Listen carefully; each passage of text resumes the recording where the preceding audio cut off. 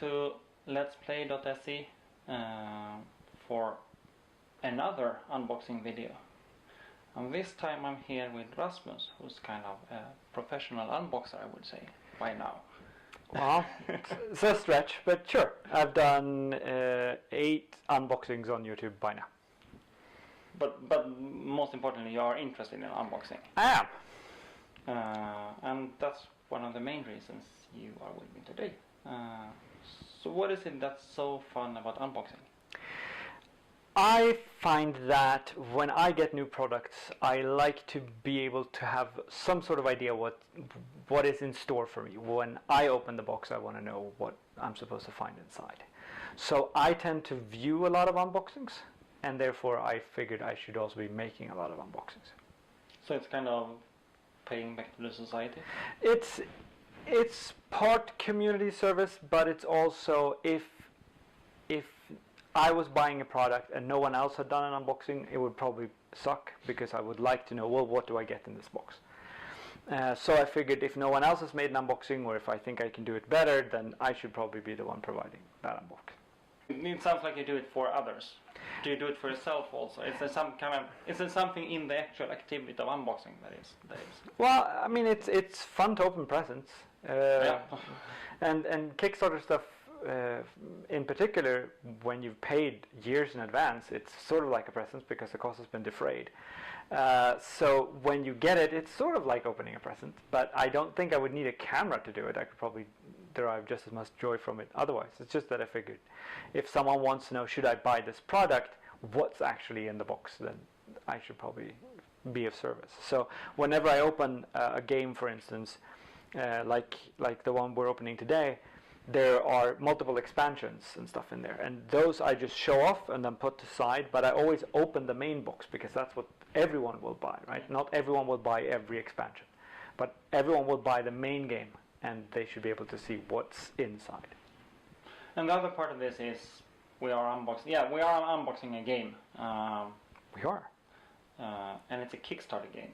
Yep. And you're also quite a professional Kickstarter buyer. Yeah, I've been part of over 100 Kickstarter campaigns, so I have the little super backer badge on Kickstarter now. Mostly games and some other stuff, some tech things, but mostly games, and most of them have come out okay. Kickstarter is always a bit of a loose cannon. You don't exactly know what you're going to get or when you're going to get it. So sometimes you just don't get anything at all. Yeah, and sometimes if it takes 2 years, yeah, then your interests might have shifted. Yes. During that time. Yeah. So I got miniatures a few months ago for a game that I sold about a year ago because they were 2 years late. Yeah. Yeah. And today's game is Massive Darkness. Yeah. From Cool Mini or Not.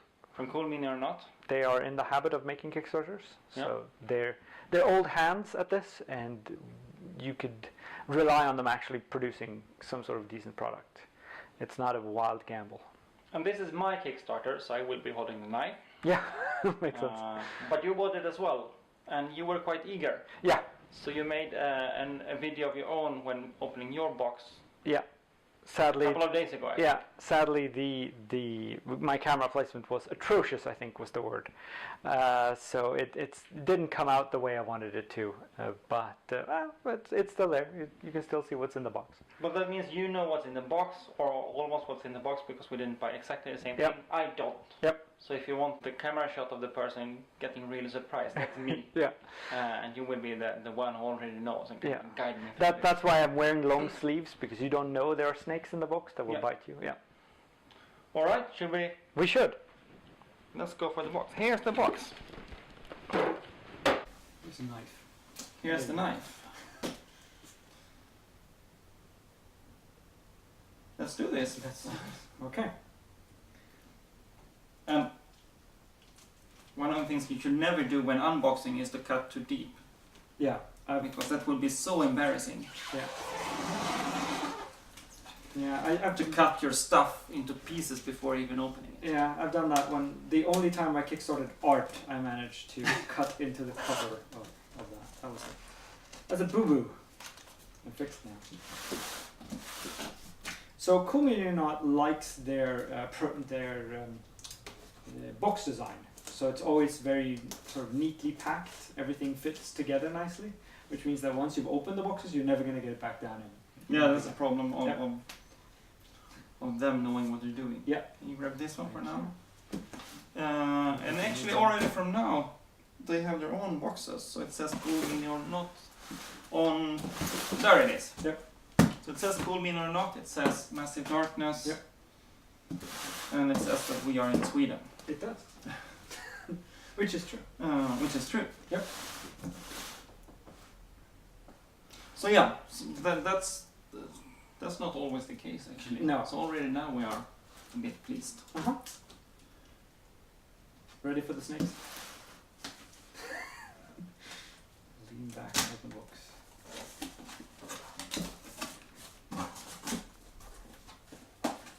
Ta-da! Look at that. Here's a massive amount of stuff. Yep. So we have what? Doors and bridges. I'm just gonna put it down there for now. Actually, I'm gonna put it here. Yeah. With doors and bridges, we have chests and pillars. So these are stuff that goes onto the board. To replace the cardboard markers for the same things. Do you want to say something about the game? The game is a sort of board game MMO.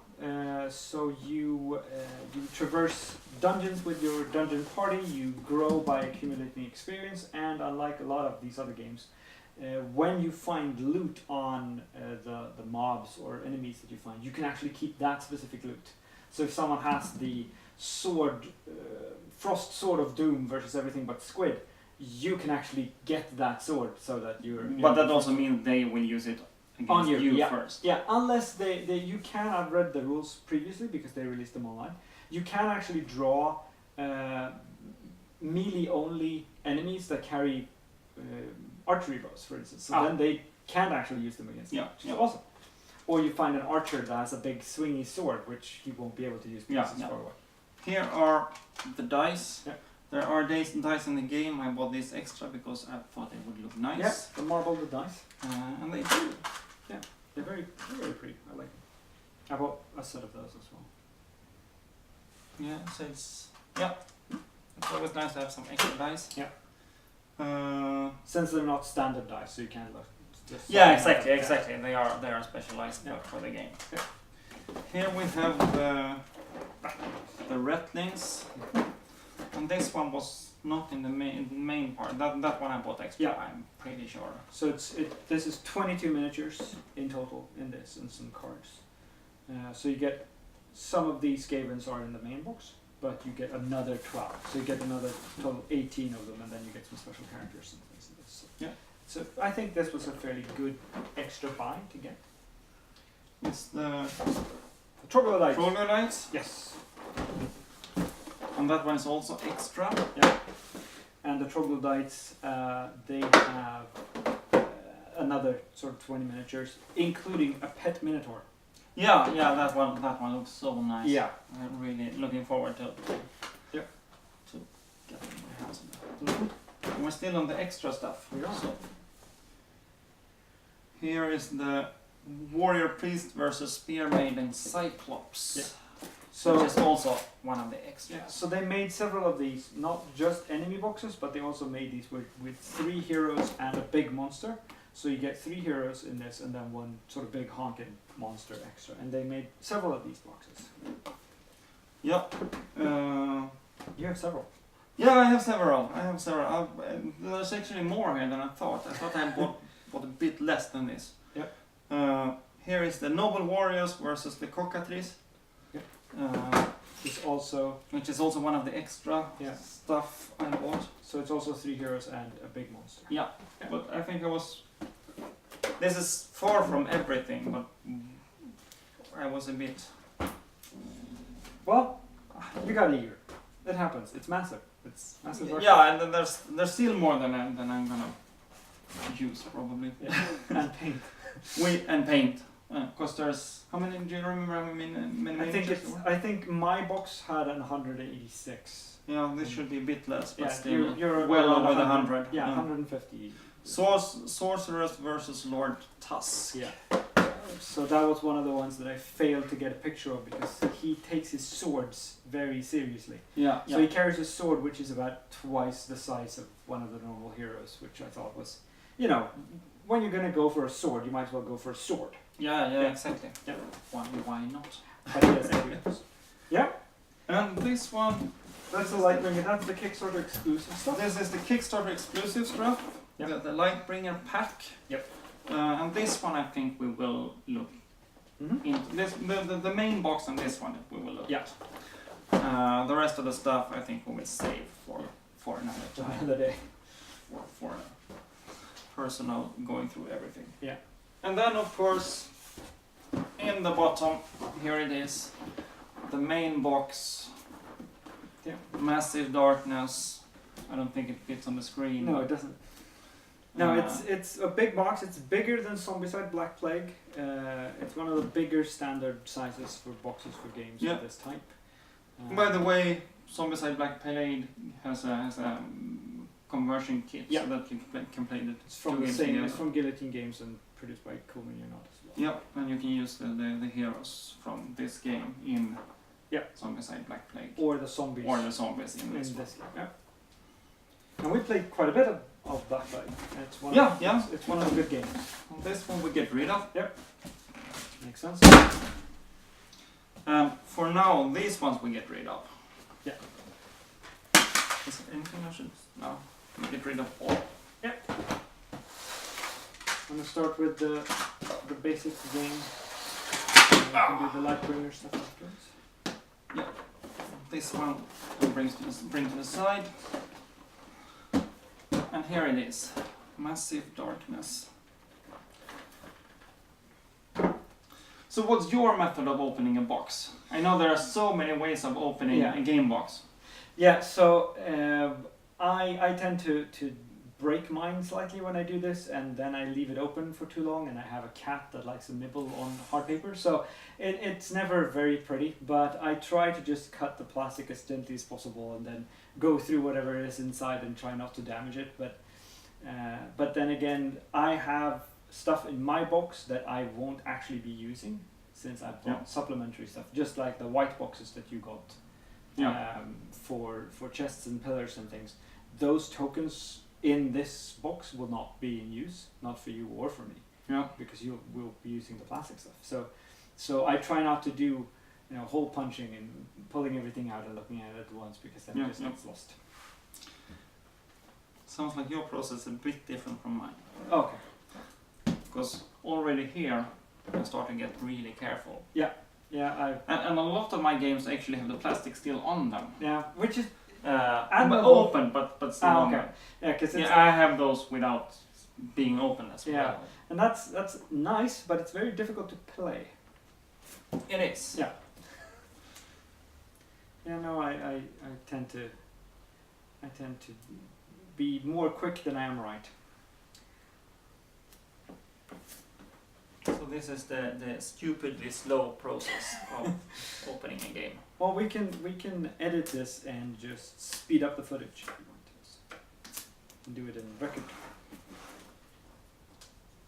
I have no idea why I do this, because I throw away the plastic afterwards anyway. Yeah. So that's usually what happens. I tend to be quicker, because then this one out then the plastic will be more fun for the cats to play with than if it is completely even. You have to be considerate to all things. You're basically creating a bag. Basically I'm creating a bag, yeah. And then after that I have to throw it anyway.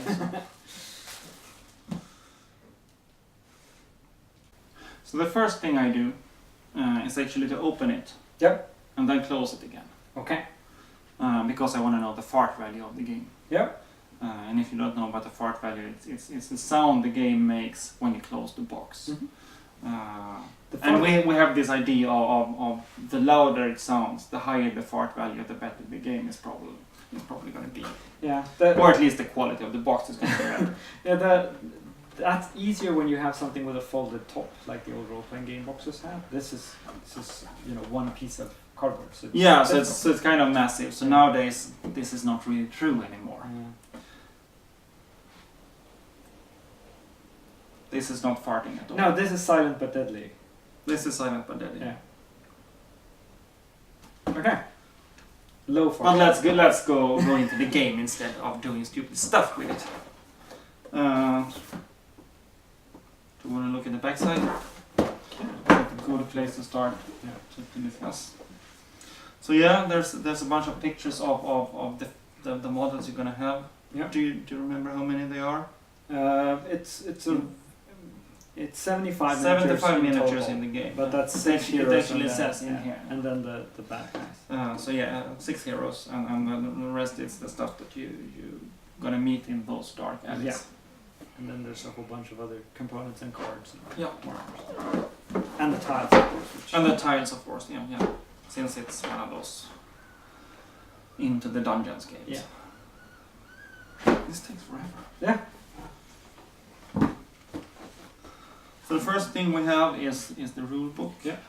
So the rulebook was released online. So this one we have already looked at. Yeah, but not including all of the missions because they didn't want to give that away. Yeah. But you can download this if you want to. I'm certainly not going to use mine ever because I don't want to wear it out. So you're just going to use the digital files? Yeah. Yeah. No, I actually like reading my game rules in paper format. Yeah, but I have it printed out in paper form. Oh, okay. I just don't want to use this book because it'll wear out. Yeah, I was like that before I decided not to care anymore. Yep. So nowadays I actually use my games. When I do, I find that I can't play the game anymore because the rulebook has fallen apart. That's happened with quite a few of my games. It is true, if you play a game a lot, then there might be a reason to do it like that. Yeah. But I usually wear out the game before the rulebook. Fair enough. And there's going to be this plastic thingy where you put the cards and the markers and character everything. tray. So you have with experience and things. Very interesting. Yeah. Do you want to think through this anymore? No. All the quests and stuff are on the back. The last few pages are the quests that you can go through. Yeah. Which we don't want to spoil. No, exactly. I don't want to show them too much. Yeah. I can give you that small sneak peek. Then we have tiles. Then we have tiles, tokens. So I bought these in plastic because the ones in Zombicide have worn out. Yeah. The paper ones. So were they all available? Yes. So and that's what was available in those white boxes. Yeah. So bridges you have in one of your the white bridges boxes, as well. Yeah. And you have treasure chests as well, which you also got. Actually, let's look at the bridges. Yeah. So that replaces these two, for instance. But I also got a set of these hearts and the exit signs in sort of hard plastic. Yeah, I actually thought I did, but obviously not. Yeah. So I'm going to open doors and bridges just to compare them. And that's another thing that I learned from the Zombicide Black Plague, is that the doors add a whole lot to the game. Yeah, And I couldn't stand the mold plastic colors, so I painted all of my doors, and now they look like they belong on the actual door. So that's added a whole bunch. I'm sure it's going to be the same for these doors and bridges and things. So this is one of those extra boxes. Yep. The doors and bridges. Yeah. So this bridge replaces these tokens. Oh, sorry. Yeah. There are the tokens and here are the bridges. I'm actually going to open it. No, the bridge token is the same size. It's just plastic and in 3D, so it's fairly nice. And the doors we haven't actually gotten to, but they're the same design, or same sort of design as with Black Plague, with one arch, one door, and then a pad for it to sit on. Yeah, this is what they look like in 3D. Yep. Well, that's all I'm going to do with these extra boxes, because I'm going to keep to the... And then you have another box. Keep to the basic stuff. Yeah, and then you have another box that replaces the cardboard treasure chest token system.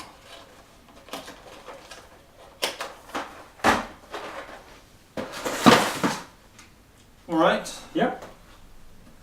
Next slide, please. Next slide, yeah. This is So more these- tokens. Yeah, treasure chests, more wound tokens, and pillars. So. And these are the 4 specials. So each of those white boxes has 15 chests and 4 specials. Yeah. And then we are moving into The game proper. game proper. And this is the models. Absolutely.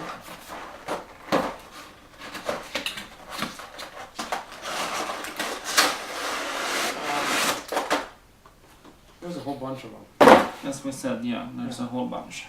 3 layers of them. And the bottom layer have the Monsters. big monsters. Yeah. Spiders and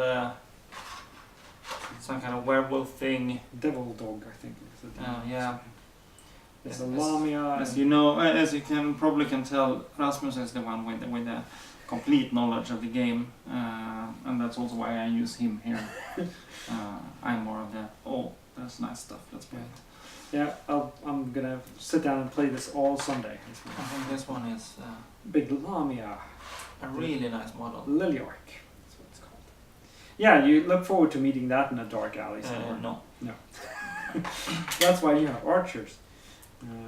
See, Demon and then beastman. some kind of Yeah. giant beastman Mhm. person. And below that, or above that, is Yeah. So here are the heroes. Some of the specials monsters that are sort of named, and then these experience trees. grabbing one of them. Is The Trollshawn. big fat trollish guy. Mm-hmm. And here's the heroes, of course, in the other color. Yep. And then we have the traits. So these are similar to the ones you have in Black Plague, where you put your character card, your inventory, armor slot. But this also has another way of working experience compared to Black Plague. Yeah. Where you have, and we'll get to those sheets where you move up your character and learn. Whereas in Zombicide, you actually use these holes to signify which skill you picked when you leveled. Yeah, well, the experience and the abilities is a large portion of this Yep. game, and, Yep. and there's this whole thing on the side. Campaign aspect of it. And then we have the minions. The millions of minions. So many things to murder and slaughter. So these are all the guys we don't care that much about, but Yeah. just kill as much as Yeah. possible. Trash mobs. So there's There lots are of goblins, I think they are, or Yeah. something like that. dwarves. And then there some are orcs. dwarves. And They're very are high. these the orcs? No, this is some kind of. Yeah, there are orcs. There are the orcs. So they're very high quality miniatures. This is some kind Coleman of are good at that. Goblin stuff. So it's they do good work when it comes to this sort of stuff. We approve. Especially the big spider. That's also good. Yeah, the big spider is really nice.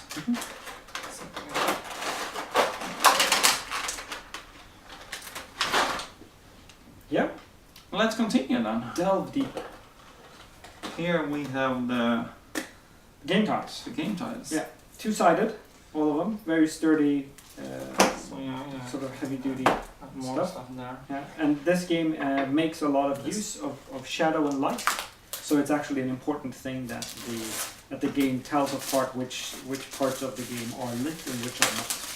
That's a big part of the game, where you can move into shadow and cover.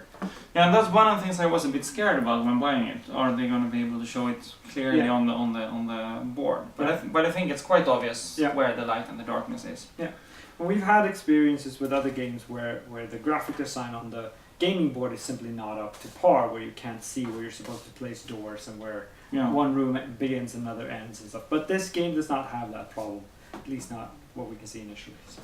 No, it seems to be But nice and obvious. Yeah, this is Whereas- something that we can expect after seeing songs like Black Plague, for instance, where they put a lot of work and effort into making Yeah, it. yeah. Well, we have Dice the dice. on the marble. Yeah, the dice that come with the games, and so these are mechanically exactly the same as the ones I bought, but the other ones looks nicer. Yep. It's also good to have more dice around the table so that you don't run out when you leveled up and you're supposed to roll 4 red dice, but there are only 3. What to do? Oh, the pain. So these are all special dice just for this game. Yeah. So red and yellow are for attack, and blue and green are for defense.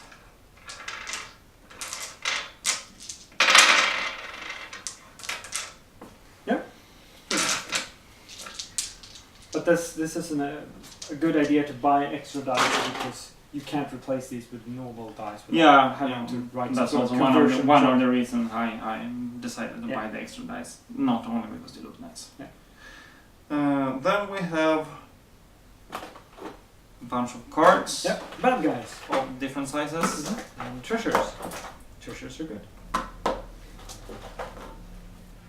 And these are level specifics, and then there are Events, treasure, and some more treasures and hero cards. So yeah, it's all packed in nicely. I don't think we will go into each and every card, but it'll take a while. Yeah, but we can open at least this one. You can? I don't know. So here we have all the bad guys. Also hero cards in the bottom. Also hero cards, I guess. Yeah, there are the hero cards. Yeah. And those heroes also have conversion cards if you buy the conversion kit, so you can play them as part of Zombicide Black Flag, and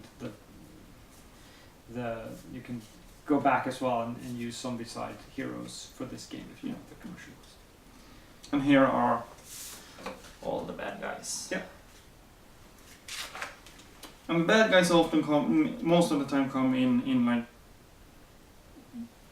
a bunch of them at a time, with one leader and a bunch of henchmen, right? So you get a bunch of trash mobs and then one sort of mini boss, and then there are bigger enemies at the back, like the giant spider or the Liliarch or the abyssal demon, or so there's always more ways to get slaughtered in the dungeon.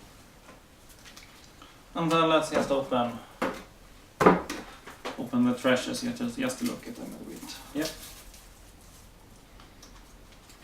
So here they are. Treasure by This levels. is the level, right? Yeah. So you don't get stuff that will break the And game. there's starting equipment, so that's the smallest stuff. Yeah. And it's things like bows and maces and swords and so And on. then when you get to level 4, it's flaming great swords of holy wrath and things like that. So Yeah. I think it scales nicely. And then finally we have the, let's see if we can open this one. I think I will go back to the professional with So knives and stuff. these are sheets for keeping track of your experience and the skills that you have mastered during the game. Now, I personally don't like these because you use them once and then you have to throw them away. If you fill these in any sort of serious capacity, it's going to be very difficult to reuse them. So personally, I'm going to laminate mine so you can write on them with an easy marker and then just wipe them down. Ah, that's smart. Yeah. Then you have, I actually thought this would be something that you put. Yeah, a token or something. Put tokens on, not character sheets. Yeah. But then again, if you wanted that kind of old role-playing style, then it's kind of nice to have a character sheet. Because I always ran out of those character sheets when I was playing the old role-playing games. So it's the same thing here. You don't want to do that. But I guess worst case you can photocopy one or laminate them. I think that sounded like a really good idea because it's not really. It isn't a role-playing game, even if you have a character sheet. So you're not going to use it in the same way anyway. So there's one. You are going to use this for a game, and it might run for session after session after session, but still it's not a role-playing game. So you don't need. And it's just 6 or 7 marks per each of these. So you progress by going, okay, for level 1, I'm going to invest my points here, and that will unlock so that when I get to level 4 I can get this, but also at the same time I can unlock this and then this and then this. So it's not too many things that you have to fill in. So even if you have used this, you can wipe it down and just sort of take a picture of it, and the next time you sit Yeah. down, what did I have? I had that one, and that one, and then just continue playing. Yeah, lamination. I think that sounds like a really good idea. There's one pile per hero class here. Yeah. Different sort of progression trees. So that's it. Finally, I would like to go back to the... Yep, the Lightbringer box. No. Oh, Not yet. not yet. Just to show, for those who have not played these kind of games before. So here, yeah, exactly. Here you have the tray, and on that tray you put your character, you put your weapon, and this is armor slot, right? So there you have your armor, and then you put this one next to it, so that you have your And then you have experience and all that. and then you have a little plastic piece to Little plastic tell, things to put say how much XP do you have. 0 XP. Oh, let's go for this is the orange character. 0 XP. This is the health bar. Also, and that way you can always and the game have everything in one place. And the game is kind of clever in that you can't hold your XP in this game. Huh? Because the monsters will attack the character with the highest unspent XP. So if you don't level along with your friends, you're going to accumulate too much XP, and the monsters are always going to go for you. And then you're dead. And then you're dead because there's a big spider on your face. Some people like big spiders on their face, but yeah. So what we know from reading the rules and looking through the game and looking at the discussion so far is they seem to put a lot of effort into the AI. Yeah. It seems to be a really smart game so that you can play without a game master and still get the feeling of a dungeon master being there trying to kill you. They've also managed to get a bit of the old sort of World of Warcraft MMO stuff, in that you can actually be a tank in this game. You can actually be the guy in front taking all the damage. And you can be the person who is hiding and doing all the damage from the shadows. Which is difficult in other games because the monsters would always go for the nearest thing. Yeah. But here you can actually have, well, I'm going to stand here and taunt, so they're going to run to me. Unless they get something called a react move, in which case they're just going to, you hit them, they're going to hit right back. Even if it's on your turn. So it's an interesting mechanic. And that's it. That's what you would get if you bought the box. Yep. And this is the same as the retail box. Yeah. So this you can go to the store and buy, and you will get this stuff. Yep. And by that I think we will end this part. Yep. And then we will sneak into a bit of extra. Yes. And look at the Kickstarter exclusive stuff. Mm-hmm. All right. Okay. I think we're through it. I think we are. That huge box is finally emptied. Yeah, it's unboxed. And there's still things that I haven't looked at, so I will look at that later, but you will not be joining me for that. I think this is enough for now. I hope you enjoyed watching me go through this. If you want to see all the stuff, you should also go to Rasmus' unboxing of it, because I think you went through every single thing. I didn't open all of these boxes, but I will in time. Yeah, and they will probably end up on the channel, or they will. Yeah. So go to Rasmus, and I guess I can put the link down. Yeah, and I also have a game review coming out shortly. Yeah, and it will take some time before I start playing this game. You will start playing it this weekend, I think. I hope so. So if you want a review of the game, go to Rasmus. Yep. And I hope you also got a bit of the why do you do this? What is so interesting with Kickstarters? What is so interesting with unboxings? Because for me, that is a really important part of why I want to do these kind of videos. Yep. It's not just about the actual unboxing, it's also about the why of unboxing. So thank you for watching.